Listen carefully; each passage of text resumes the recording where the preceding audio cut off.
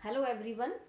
Taxonomy में आज हमारा टॉपिक है जो फैमिली हम पढ़ेंगे वो है फैमिली यूफोरबिएसी, जो कि काफ़ी इम्पोर्टेंट फैमिली भी है और इस फैमिली को स्पर्श फैमिली के नाम से जाना जाता है। इसका मतलब ये होता है कि इस फैमिली के अंदर सामान्यतः हर्बेशियस प्लांट, शाकीय पादप या फिर श्रब्स आते हैं। और इसकी विशेषता ये है कि ये जो जितने भी प्लांट होते हैं इनके अंदर मिल्की लेटेक्स पाया जाता है, विथ मिल्की लेटेक्स। दूधिया सफेद रंग का लेटेक्स इस फैमिली की एक कैरेक्टरिस्टिक फीचर हम कह सकते हैं कि यूफोरबिएसी फैमिली का एक लाक्षणिक गुण है मिल्की लेटेक्स की उपस्थिति। और इसकी क्या विशेषता है, इसके अंदर नॉर्मली जो फ्लावर होते हैं वो ग्रीनिश होते हैं, ग्रीन कलर के होते हैं, नॉर्मली हरे रंग के फ्लावर होते हैं इस फैमिली के अंदर। और ये जो फैमिली है इसमें ज्यादातर जो प्लांट होते हैं वो ऑर्नामेंटल होते हैं, शोभाकारी पादप होते हैं या कल्टीवेटेड जो उगाए जाते हैं। नॉर्मली हम कह सकते हैं कि इकोनॉमिकली इंपॉर्टेंट प्लांट तो कम होते हैं इसमें, लेकिन ज्यादातर जो प्लांट होते हैं वो ऑर्नामेंटल या कल्टीवेटेड प्लांट इस फैमिली यूफोरबिएसी के अंदर पाए जाते हैं, जिसको स्पर्श फैमिली के नाम से जाना जाता है। तो इंपॉर्टेंट चीज है इस फैमिली में कि इसके अंदर मिल्की लेटेक्स पाया जाता है। इस फैमिली में यदि हम बात करें तो सबसे इंपॉर्टेंट प्लांट की, तो इस फैमिली का जो इंपॉर्टेंट प्लांट है वो है यूफोरबिया। यूफोरबिया की अराउंड 200 स्पीसीज के आसपास इसकी जातियां पाई जाती हैं और ये इस फैमिली का लार्ज सबसे बड़ा जीनस है, सबसे बड़ा वंश है और इसी के बेसिस पर इसका नाम है फैमिली यूफोरबिएसी, नाम इसको दिया गया है। यदि इस फैमिली की सिस्टमैटिक पोजीशन देखें, वर्गीकृत स्थिति बेंथम और हुकर के अनुसार, तो हम पहले भी बहुत सारी फैमिलीज पढ़ चुके हैं। बेंथम हुकर में एंजियोस्पर्म में आता है, डाइकॉट के अंदर आता है। डाइकोटिलिडन के अंदर हमने बेंथम हुकर में नॉर्मली 3 क्लासेस देखी हैं, पॉलीपेटली, गैमोपेटली और मोनोक्लेमाइडी। इससे पहले जो हमने फैमिलीज पढ़ी हैं, पॉलीपेटली की फैमिलीज भी पढ़ी हैं हमने, जैसे एपीएसी फैमिली हमने पढ़ी है, रेननकुलेसी फैमिली हमने पढ़ी है और भी फैमिलीज पढ़ी हैं। ऐसे ही पॉलीपेटली का मतलब होता है जिनमें दल पृथक होते हैं, पॉलीपेटली में रखे गए हैं। फिर हमने दूसरी इसकी क्लास देखी थी गैमोपेटली, उसकी फैमिलीज भी हमने पढ़ी हैं, एस्ट्रेसी पढ़ी है, एपोसाइनेसी, सोलेनेसी, एस्क्लिपेडेसी, कई फैमिलीज हमने इससे पहले इसकी पढ़ी हैं। गैमोपेटली में वो फैमिलीज रखी गई थी जिनमें कैलिक्स करोला डिफ्रेंशिएटेड होते हैं, विभेदित होते हैं और दल संयुक्त होते हैं। तीसरी जो इसकी क्लास है वो है मोनोक्लेमाइडी। मोनोक्लेमाइडी जो क्लास है इसके अंदर इस फैमिली की जो विशेषता ये है कि इसमें कैलिक्स एंड कोरोला सामान्यतः अनडिफरेंशिएटेड होते हैं, या हम कह सकते हैं कि क्लियरली नहीं पाए जाते हैं, एब्सेंट होते हैं। तो अब क्या होगा, इसके स्थान पर क्या होता है, इस कैलिक्स और कोरोला के स्थान पर इसमें एक चक्र पाया जाता है जिसको हम कहते हैं पेरियंथ, परिदलपुंज।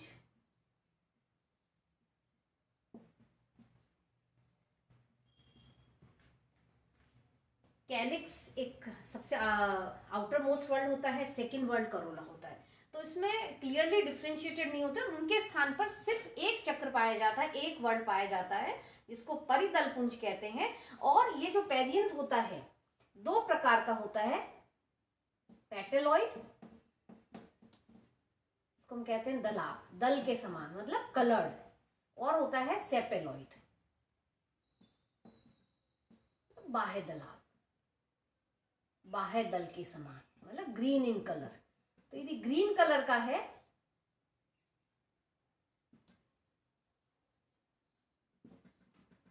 तो 2 तरह के पेरियंथ नॉर्मली मिलते हैं। लेकिन जब इस फैमिली की पर्टिकुलर इस फैमिली की बात करते हैं तो यूफोरबिएसी के अंदर सामान्यतः जो पेरियंथ है वो सेपेलॉइड होता है, बाह्य दलाप होता है, इसका मतलब ग्रीन इन कलर, हरे रंग का होता है। तो हमने 3 क्लासेस देखी डाइकॉट के अंदर, पॉलीपेटली, गैमोपेटली और मोनोक्लेमाइडी। पॉलीपेटली गैमोपेटली में clearly calyx and Corolla differentiated होते हैं, जबकि मोनोक्लेमाइडी के अंदर कैलिक्स एंड कोरोला डिफरेंशिएटेड नहीं होते हैं। वहां एक ही वर्ड पाया जाता है जिसको पेरियंथ कहते हैं। Perianth maybe of 2 type, petaloid और सेपेलॉइड। यदि कलर्ड होते हैं तो पेटेलॉइड कहलाते हैं, और यदि ग्रीन होते हैं जिसको हम बाह्य दल के समान होते हैं तो सेपेलॉइड कहलाते हैं। इस पर्टिकुलर फैमिली के अंदर जब फैमिली यूफोरबिएसी की बात करते हैं तो ये फैमिली यूफोरबिएसी के अंदर जो पेरियंथ होता है सामान्यतः सेपेलॉइड पाया जाता है। इसके अंदर नॉर्मली सीधे ही सीरीज दी गई है। सीरीज के अंदर ये आता है, 8 सीरीज है इसके अंदर, तो उसमें एक सीरीज है यूनिसेक्सुअल।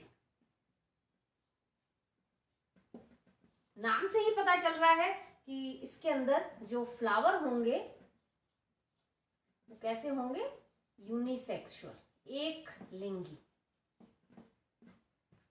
इसीलिए जो इसकी सीरीज है वो, इसमें मोनोक्लेमाइडी में ऑर्डर्स नहीं है, सीधे ही सीरीज दी गई है, तो सीरीज इसमें आता है, यूनिसेक्सुअल के अंदर आता है। इसमें पुष्प एक लिंगी होते हैं, मेल और फीमेल फ्लावर अलग अलग पाए जाते हैं इनके अंदर।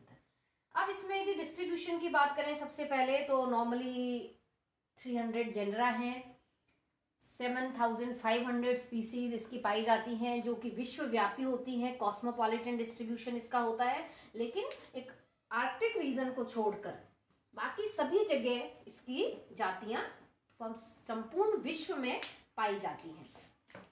नॉर्मली जो यूफोरबिएसी के प्लांट हैं ट्रॉपिकल रीजन के अंदर, जिसको हम कहते हैं उष्णकटिबंधीय क्षेत्र हो गया, सब ट्रॉपिकल रीजन हो गया, इनमें ज्यादा पाई जाती हैं। और जब इंडिया की बात करते हैं तो इंडिया के अंदर इसके अप्रोक्सीमेटली 70 जनरा और अराउंड 450 स्पीसीज इसके अंदर पाई जाती हैं।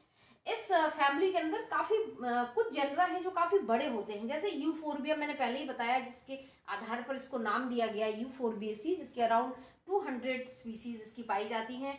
इसके अलावा क्रोटोन्स इस फैमिली के अंतर्गत आते हैं। क्रोटोन की भी अप्रोक्सीमेटली 150 से ऊपर स्पीसीज पाई जाती हैं। जेट्रोपा जो प्लांट होता है रतन जोत, इसकी भी अराउंड 150 स्पीसीज। तो ये काफी बड़े बड़े जेनरा हैं जो इस फैमिली को बिलोंग करते हैं। इसके बाद यदि इसके वेजिटेटिव कैरेक्टर्स में देखें तो वेजिटेटिव कैरेक्टर्स में सबसे पहले हैबिट यदि देखें तो हैबिट इसकी वैराइड हैबिट पाई जाती है। हर्ब भी मिलते हैं, श्रब्स भी पाए जाते हैं, ट्रीज भी मिलते हैं। बहुत सारे कैक्टस जो प्लांट हैं, कैक्टाई जो होते हैं, वो इस फैमिली को बिलोंग करते हैं। हर्ब में एनुअल भी होते हैं और पेरिनियल, एक वर्षीय और बहुवर्षीय दोनों प्रकार के शाकीय पादप इस फैमिली के अंदर पाए जाते हैं। कुछ एग्जांपल्स यहाँ पे लिखे हुए हैं, यूफोरबिया हिर्टा हो गया, फाइलेंथस निरुराई भूआवल की जिसको हम कहते हैं, क्रोटोन की काफी सारी स्पीसीज जैसे बताया हर्ब के रूप में पाई जाती हैं। जब हम श्रब की बात करते हैं तो श्रब में यूफोरबिया पुल्चिडिमा या यूफोरबिया साइथोफोरा कहते हैं। जेट्रोपा की बहुत सारी जातियां श्रब्स के रूप में पाई जाती हैं। कैक्टस की बात करते हैं तो कैक्टस में यूफोरबिया रॉयलियाना, यूफोरबिया कैड्यूसिफोलिया जो डंडाथोर जिसको कहते हैं, रॉकी हैबिटेट्स के अंदर नॉर्मली पाया जाता है।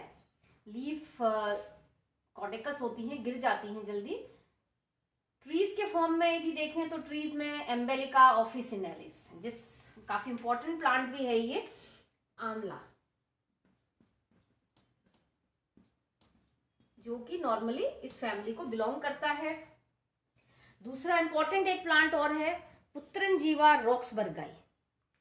पुत्रनजीवा रॉक्सबर्गाई ये भी एक ट्री के फॉर्म में इस फैमिली में पाया जाता है। और एक और इंपॉर्टेंट प्लांट इस फैमिली में मिलता है वो है हीविया ब्रासिलेंसिस, जिसको हम रबर प्लांट के नाम से भी जानते हैं। कैक्टाई में तो बहुत सारे और भी प्लांट्स इसके अंदर आते हैं, यूफोरबिया मिली हो गया, यूफोरबिया ट्राइकॉली हो गया, जो नॉर्मली कैक्टस के ज्यादातर प्लांट हैं वो इस फैमिली के अंतर्गत पाए जाते हैं। तो इसमें हैबिट यदि आप देखें प्रकृति, तो हर तरह के नेचर में हर तरह के प्लांट इस फैमिली को बिलोंग करते हैं। स्पाइन्स के फॉर्म में भी पाए, मतलब कैक्टस के फॉर्म में भी पाए जाते हैं, श्रब्स के फॉर्म में भी हैं, ट्रीज के फॉर्म में भी हैं, और हर्ब्स के फॉर्म में भी अलग अलग स्पीसीज इस प्लांट की पाई जाती हैं। स्टेम, जैसा मैंने पहले ही बताया था, इस फैमिली का जो एक इम्पॉर्टेंट कैरेक्टरिस्टिक फीचर है प्रेजेंस ऑफ मिल्की लेटेक्स। दूधिया लेटेक्स की उपस्थिति इस फैमिली का एक लाक्षणिक गुण भी है। जब भी किसी भी पार्ट को हम यदि तोड़ेंगे तो उसमें से व्हाइट कलर का लेटेक्स बाहर निकलता है। स्टेम इसका देखें, स्टेम नॉर्मली हर्बेशियस होता है, शाखीय। यदि ट्री है तो काष्ठीय होगा। एंजियोस्पर्म है इसलिए शाखित होता है, सिलेंड्रिकल होता है। और जो एक और स्पीसीज इसके अंदर मिलती है, रिसिनस कम्युनिस, इसको हम अरंडी के नाम से जानते हैं। रेसिनस कम्युनिस के अंदर जो स्टेम होता है होलो होता है, खोखला होता है।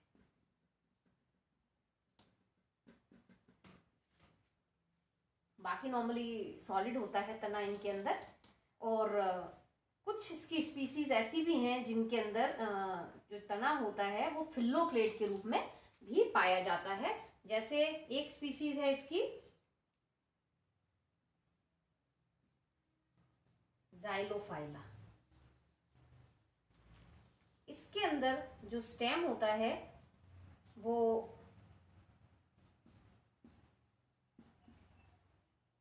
फिल्लोक्लेट के रूप में मिलता है। पर्णाभ स्तंभ कहते हैं जिसको हम, लीफी हो जाता है।